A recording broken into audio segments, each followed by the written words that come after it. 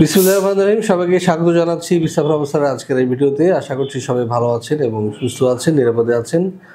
দর্শক, আজকে আমরা যে দেশটি নিয়ে আলোচনা করব সেটি হচ্ছে যে ইউরোপের সেনজেনভুক্ত দেশ স্লোভেনিয়া। হ্যাঁ দর্শক, আপনারা কী করে স্লোভেনিয়া যাবেন, কারা যেতে পারবেন, কত টাকা খরচ হবে এবং কাগজপত্র কী লাগবে সব বিস্তারিত তুলে ধরবো আজকের এই ভিডিওতে। সাথেই থাকুন।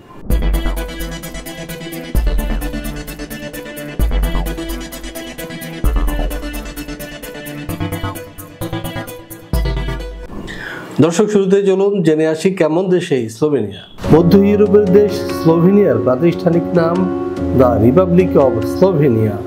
এর পশ্চিমে রয়েছে ইতালি, উত্তরে অস্ট্রিয়া, উত্তর পূর্বে হাঙ্গেরি, দক্ষিণ পূর্বে ক্রোয়েশিয়া এবং দক্ষিণ পশ্চিমে আড্রিয়াটিক সাগর। স্লোভেনিয়া পাহাড় ও বন সমৃদ্ধ একটি দেশ। মোট আয়তন 20,771 বর্গ কিলোমিটার এবং জনসংখ্যা 2.1 মিলিয়ন।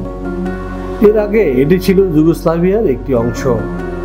1991 সালের 25 জুন সর্বপ্রথম কোনো রাষ্ট্র হিসেবে স্লোভেনিয়া যুগোস্লাভিয়ার জোট থেকে বের হয়ে আসে এবং নিজেদের স্বাধীন ও সার্বভৌম রাষ্ট্র হিসেবে ঘোষণা করে। তাদের বেশিরভাগ স্লোভেনিজ জাতিভুক্ত। স্লোভেনিয়ার আবহাওয়া প্রধানত উপমহাদেশীয়। লুবলিয়ানা দেশটির রাজধানী ও সর্ববৃহৎ শহর। 2002 সালে জরিপ মতে স্লোভেনিয়া মুসলমানের সংখ্যা 47,824, যা মোট জনসংখ্যার শতকরা 2.4 ভাগ। দর্শক, আমরা জেনে আসলাম কেমন দেশ এই স্লোভেনিয়া। এবার আমরা যেটি জানবো সেটি হচ্ছে যে স্লোভেনিয়ায় বর্তমানে কী ধরনের কাজ রয়েছে। চলুন জেনে আসি আরও একটি প্রতিবেদন থেকে। ইউরোপের সেনজেনভুক্ত দেশসমূহে যেতে চাইলে অনেকের কাছে প্রথম পছন্দ স্লোভেনিয়া, কেননা এখনও এখানে খুব বেশি বাইরের মানুষ নেই। স্লোভেনিয়ার ইমিগ্রেশন পলিসি দীর্ঘমেয়াদে যারা দেশটিতে বসবাস করতে চান তাদের জন্য আদর্শ। স্লোভেনিয়ার ভিসার সাথেই পাওয়া যায় 2 বছরের টিআরসি। সেই সঙ্গে যদি এই 5 বছর ফুল টাইম কাজ করার অভিজ্ঞতা থাকে তাহলে তিনি পাবেন স্লোভেনিয়ার পার্মানেন্ট রেসিডেন্ট কার্ড। স্লোভেনিয়ার বর্তমানে কাজের সুযোগ রয়েছে কনস্ট্রাকশন, ফ্যাক্টরি, অ্যাগ্রোভেজ ফ্যাক্টরি প্রভৃতি। দর্শক, এবার আমরা যেটি জানবো সেটি হচ্ছে যে এই ধরনের কাজ করলে আপনারা স্লোভেনিয়া কত টাকা বেতন পেতে পারেন। হ্যাঁ দর্শক, চলুন জেনে আসি আরও একটি প্রতিবেদন থেকে। এখানে যে কোনো কাজের ন্যূনতম বেতন 1,20,000 থেকে 1,30,000। বেশিরভাগ কোম্পানি থাকার ব্যবস্থা দিচ্ছে একেবারে ফ্রি। কোনো কোম্পানি দিচ্ছে ফুড অ্যালাউন্স। এছাড়াও পাওয়া যাবে স্লোভেনিয়ার শ্রম আইন অনুযায়ী সুযোগ সুবিধা।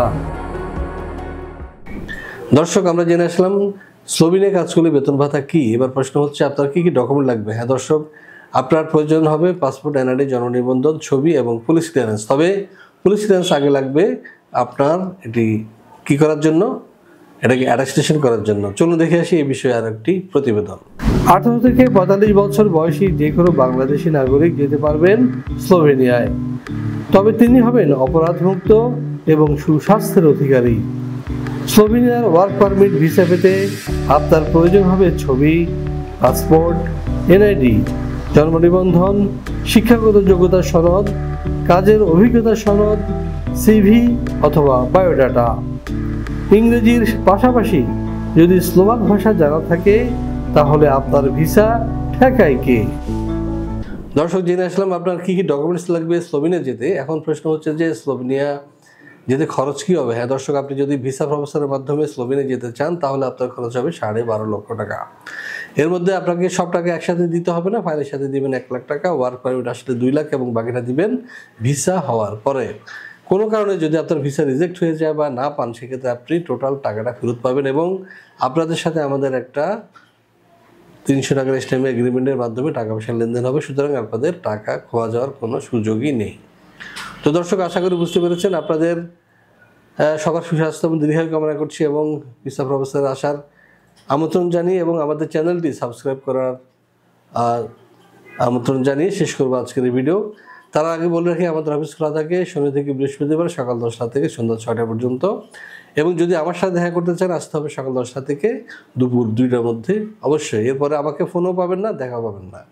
সুতরাং আপনারা যদি আমার সাথে দেখা করতে চান অবশ্যই 10টা থেকে 2টার মধ্যে আসবেন, এটাই প্রত্যাশা। তো দর্শক ভালো থাকুন, আবারও দেখা হবে ইনশাআল্লাহ। আল্লাহ হাফেজ।